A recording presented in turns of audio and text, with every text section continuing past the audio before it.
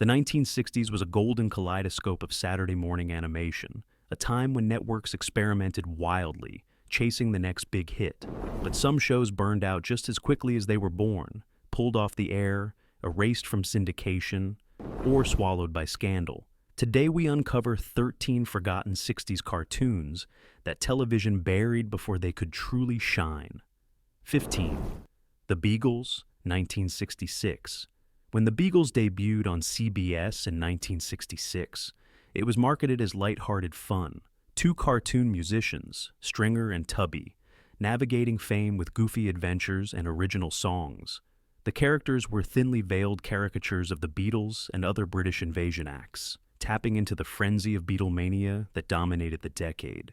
Kids instantly connected to the playful duo, and the catchy tunes were actually produced by professional studio musicians. Yet, behind the laughter was unease. Industry insiders whispered that the Beatles' management was none too pleased with a cartoon that bordered on a parody of their image. The similarity was so obvious that some stations hesitated to promote it heavily, fearing legal pushback. Even worse, CBS struggled with ratings. While the Beagles had a loyal niche audience, it couldn't compete with juggernauts like the Flintstones and Scooby-Doo. The death blow came not from controversy, but from carelessness. In the 1970s, the network purged vast amounts of its animation archives. The original film reels of the Beagles were destroyed, accidentally erasing one of the few cartoon series centered on music and pop culture satire. Only a handful of episodes survive today, making it one of the rarest pieces of 60s animation history. Looking back, the Beagles was ahead of its time, a precursor to satirical music cartoons like Josie and the Pussycats, or even Animaniacs. Instead, it's remembered as a cautionary tale about how quickly a show can vanish when ratings, lawsuits, and network neglect collide. 14. The Mighty Heroes, 1966 to 1967. Imagine a superhero team where the members weren't mighty at all. That was the premise behind the Mighty Heroes, created by Ralph Bakshi, who would later become famous for groundbreaking adult animation. The lineup included Rope Man, Strong Man, Tornado Man, Cuckoo Man, and the unforgettable Diaper Man, a baby in a superhero costume wielding a giant bottle. The show was designed as satire, poking fun at the superhero boom of the 1960s. At first, children found it hilarious. The heroes bungled missions, tied themselves in knots, and often needed to be rescued from their own incompetence. Adults, too, caught the sly humor, a parody of the Superman-style icons saturating television and comics. But networks didn't know how to handle it. Critics argued that kids needed heroes to admire, not buffoons to laugh at. Sponsors worried that mocking the superhero craze would alienate audiences who took Capped Crusaders seriously. With only one season produced, the show disappeared, almost as quickly as it arrived. Over the decades, The Mighty Heroes has been reassessed as an important early attempt at animated parody. It paved the way for irreverent cartoons like The Tick and Teen Titans Go, proving that even superheroes could be mocked. But in the 1960s, television wasn't ready for satire dressed as slapstick. What could have been a cult classic instead became a forgotten relic of bold experimentation. 13. The New Adventures of Huck Finn, 1968 to 1969. When Hanna-Barbera premiered The New Adventures of Huck Finn, it was a groundbreaking gamble. Unlike anything else on Saturday mornings, it blended live-action actors with an animated world. Real children, Huck, Tom, and Becky, were thrust into an animated landscape where they encountered cartoon villains, mythical creatures, and even historical figures. It was ambitious, daring, and visually striking. For audiences, however, the show was puzzling. Was it a children's adventure series, an educational history lesson, or a cartoon comedy? Parents who adored Mark Twain's novels complained that the characters bore little resemblance to the originals. Critics accused the show of cheapening literature, while children sometimes found the tonal shifts between slapstick gags and dramatic peril confusing. Production itself was a headache. Combining live action and animation required double the budget and meticulous editing. Hanna-Barbera, already stretched with multiple projects, struggled to keep the quality consistent. Ratings started strong, but quickly dipped. NBC canceled it after one season, deeming it too expensive for the uncertain returns. Though forgotten today, The New Adventures of Huck Finn was a technical forerunner to later hybrid shows like Who Framed Roger Rabbit and Space Jam. Its cancellation speaks less to failure and more to timing. Television of the 1960s wasn't ready to support such costly experiments.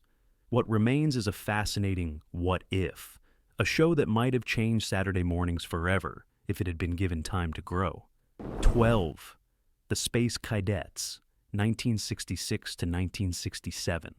When Hanna-Barbera launched the Space Kidettes, it was clear they were aiming to capitalize on the space race craze sweeping the world.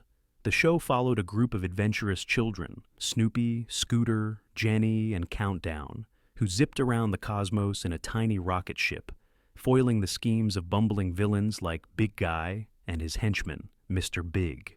The concept was wholesome, kids as pioneers of the stars, reflecting the optimism of an era when man was reaching for the moon.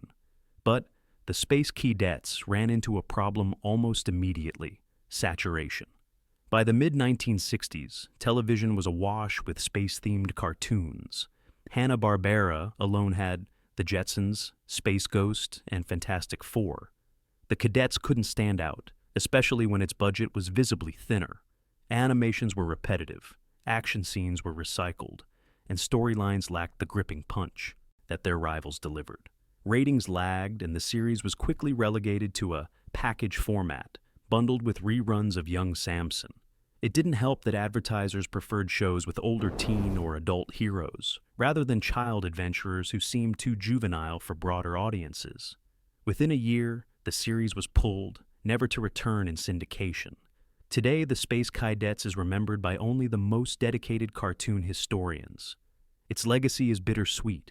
It reflected the optimism of children imagining themselves as astronauts, but was overshadowed by flashier, better-funded competitors. In a decade bursting with space dreams, these Kidettes were simply lost in orbit. 11. Cool McCool, 1966 to 1967. Created by Bob Kane, the co-creator of Batman, Cool McCool was supposed to be a surefire hit. This animated spy parody followed McCool, a bumbling secret agent with gadgets galore, a groovy 60s wardrobe, and a knack for getting into trouble. At the time, spy mania was at fever pitch thanks to James Bond, the man from UNCLE, and Get Smart. It seemed like a perfect fit for Saturday mornings. Initially, children loved the colorful villains, each with exaggerated quirks and cartoonish designs. Names like Jack in the Box and Hurricane Harry gave the show a comic book flair. The opening theme, sung in a jazzy beat, was catchy and instantly recognizable. But problems soon bubbled up. Parents disliked McCool's constant incompetence, fearing it portrayed authority figures as buffoons. Meanwhile, critics dismissed it as a cheap Bond imitation, with weak writing propped up by gimmicks. Behind the scenes, Bob Kane's involvement was more name recognition than creative control. Production schedules were rushed, and quality suffered. By its second season, ratings plummeted. NBC quietly pulled the series, opting to rerun more dependable properties like Underdog. Despite its short lifespan, Cool McCool occupies a curious place in animation history. It proved even Bob Kane's name couldn't guarantee success outside Gotham's shadow. Today it lives on mostly as a trivia fact. The cartoon spy spoof that tried to bottle the Bond craze but fizzled before it caught fire. 10. The Beatles, 1965 to 1969. Yes, there was an actual Beatles cartoon.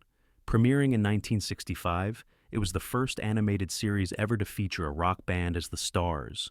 Each episode followed John, Paul, George, and Ringo in exaggerated, wacky adventures loosely tied to their music. The series also included animated sing-alongs, letting kids belt out hits like Help and A Hard Day's Night with on-screen lyrics. At first, the ratings were spectacular. Beatlemania was at its height, and the show capitalized on it brilliantly. Kids tuned in religiously every Saturday, and for a moment, the Fab Four conquered television as easily as they had conquered the charts. But the cracks began to show quickly. For one, the Beatles themselves had nothing to do with the show. Their voices were impersonated by American actors with exaggerated accents that bordered on parody. Fans began to notice. As the real Beatles matured musically, shifting into experimental albums like Revolver and Sgt. Pepper's Lonely Hearts Club Band. Pepper's the cartoon felt hopelessly out of step. Its silly hijinks clashed with the band's evolving image. By 1969, ratings had dropped and the network pulled the plug. Even the Beatles themselves admitted they disliked it, with John Lennon calling it awful and George Harrison dismissing it as embarrassing. Ironically, decades later, the cartoon resurfaced as a nostalgic artifact. Younger generations, detached from its original controversies, found charm in its colorful animation and playful simplicity. Still, its cancellation remains a lesson in how quickly pop culture can outgrow its own merchandise. 9. Linus the Lionhearted, 1964 to 1969. At first glance, Linus the Lionhearted seemed like pure Saturday morning fun. A gentle, well-meaning lion lived in a candy-colored world with quirky friends like Rory Raccoon and Sugar Bear. But behind its creation was one of the most aggressive advertising campaigns of its era. The show was essentially a long-form commercial for Post cereals, with each character tied directly to a breakfast product. Sugar Bear, for example, was the mascot for Super Sugar Crisp, and Lovable truly represented Alphabets. Episodes were carefully structured so that these mascot characters could both entertain and advertise, often blurring the line between storytelling and marketing. Kids loved the catchy jingles and colorful characters, but critics quickly caught on to what was happening. The show wasn't just a cartoon, it was one giant cereal ad. By 1969, the Federal Communications Commission cracked down on this kind of programming, citing concerns about deceptive advertising aimed at children. Linus the Lionhearted was pulled from broadcast, and its characters were banished from Saturday mornings.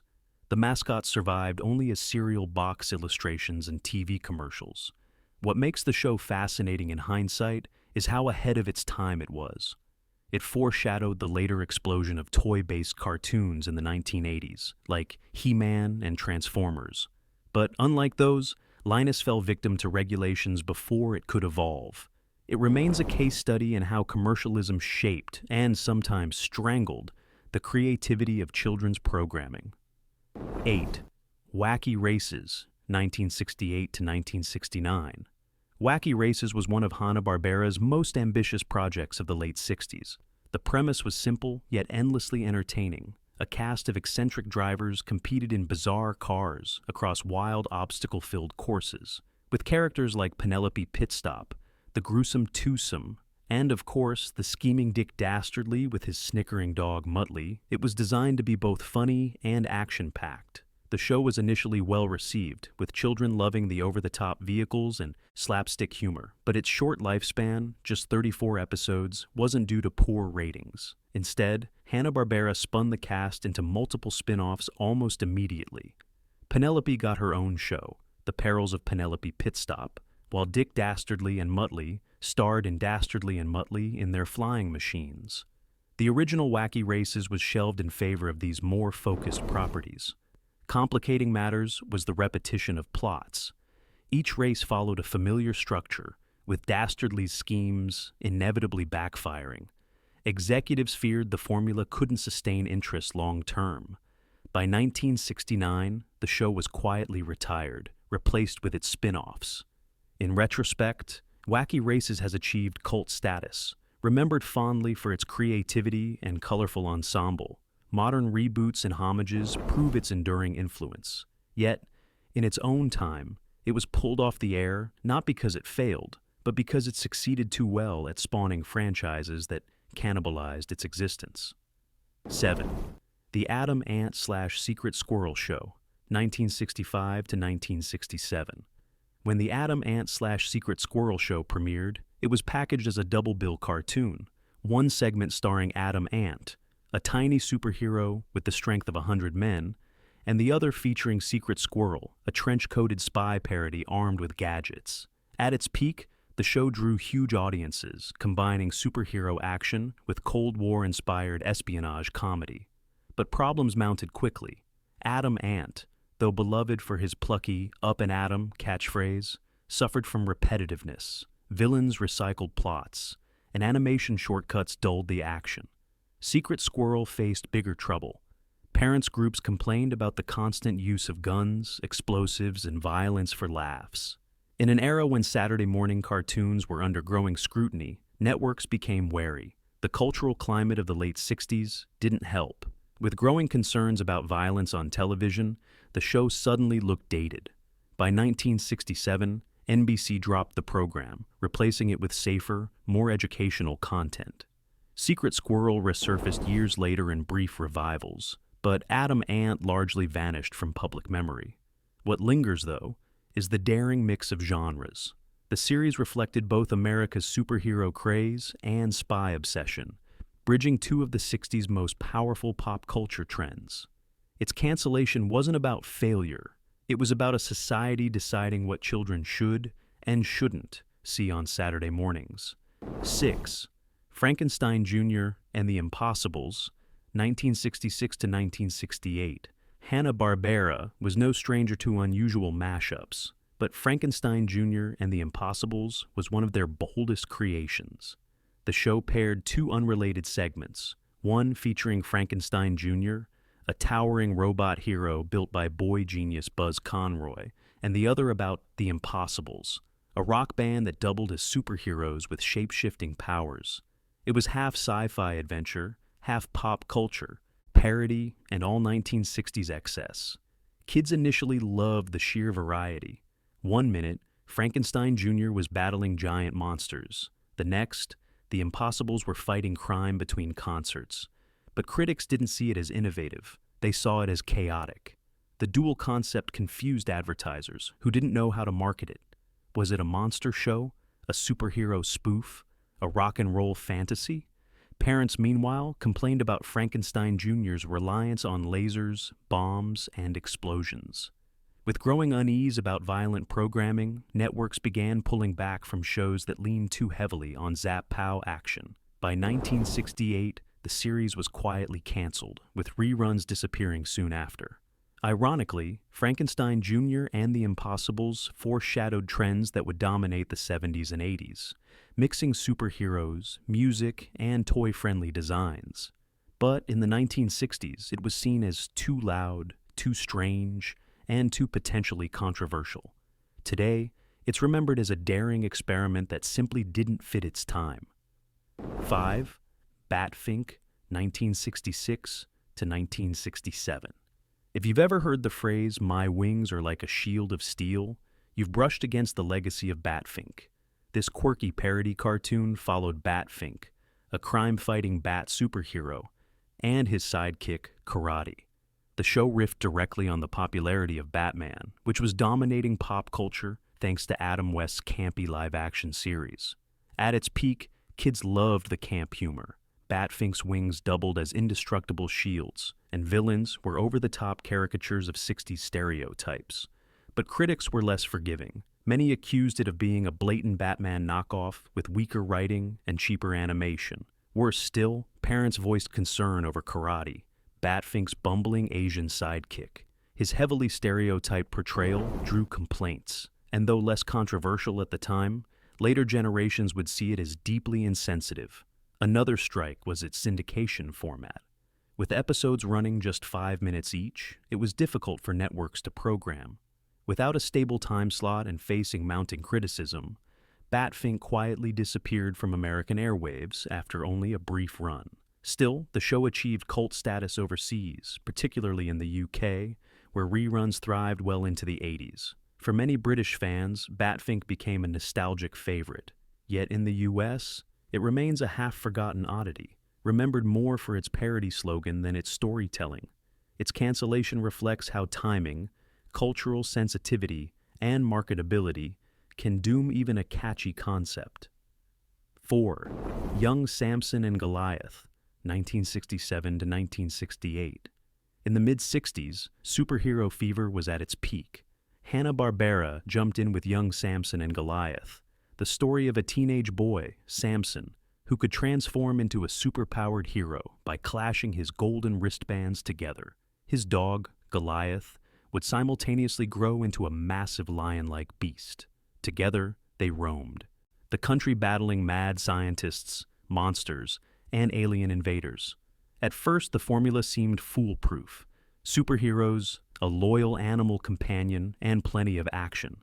Kids loved the transformation scenes and the fantasy of a boy and his dog saving the world. But critics quickly soured. The stories were repetitive, the villains cookie-cutter, and the dialogue wooden.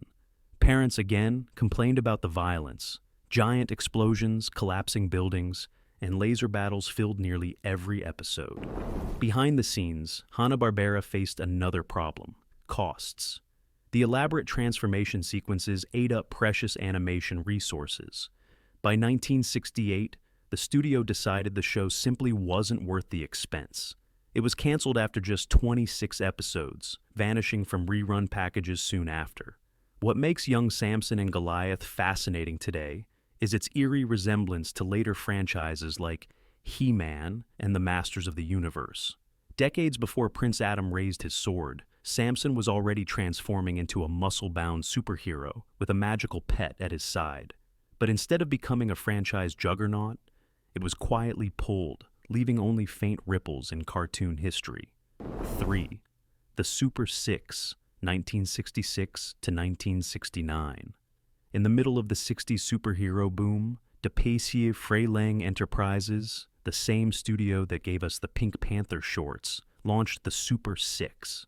It was designed as a tongue-in-cheek spoof of the superhero craze, featuring 6 offbeat heroes for hire: Granite Man, Magneto Man, no relation to Marvel's villain, Elevator Man, Captain Whammo, Super Scuba, and yes, even a caveman named Super Boeing.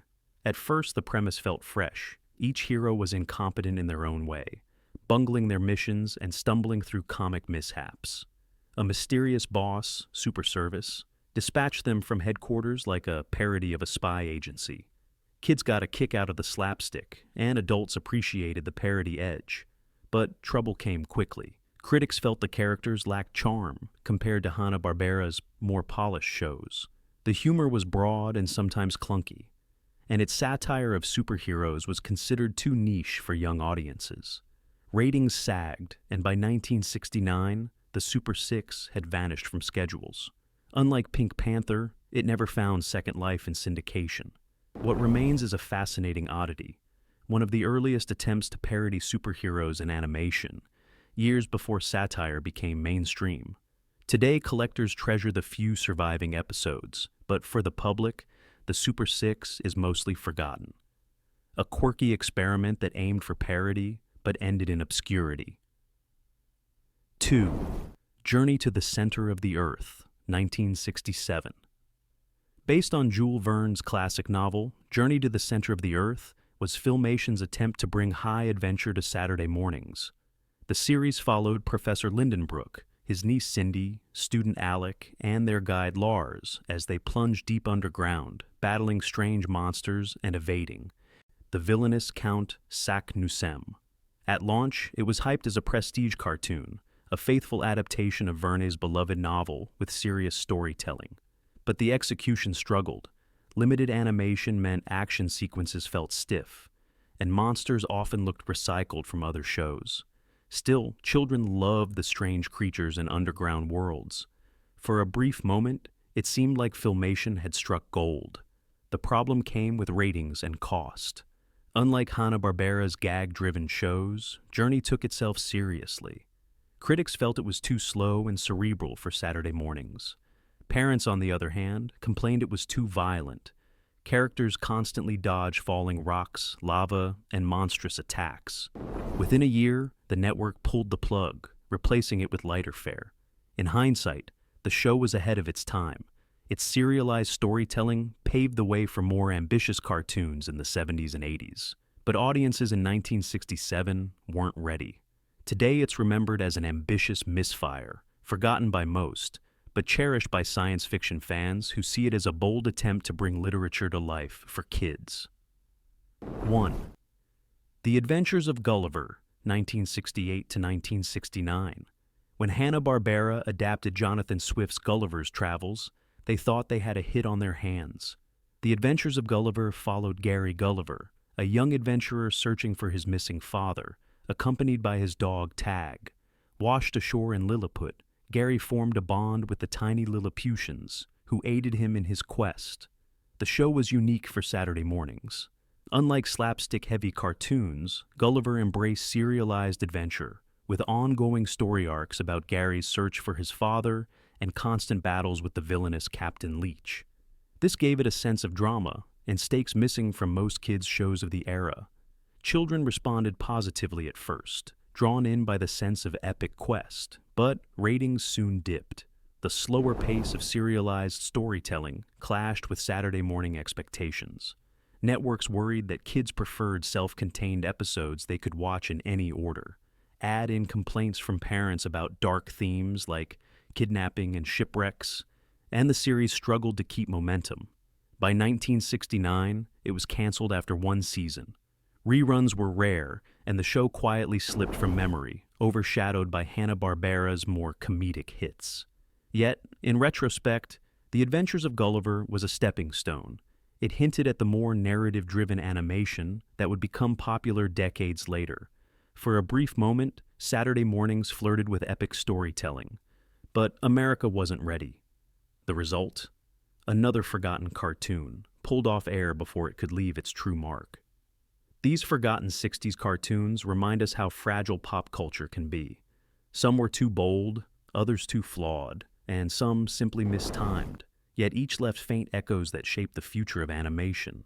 Which of these would you bring back today? Let us know, and don't forget to like and subscribe.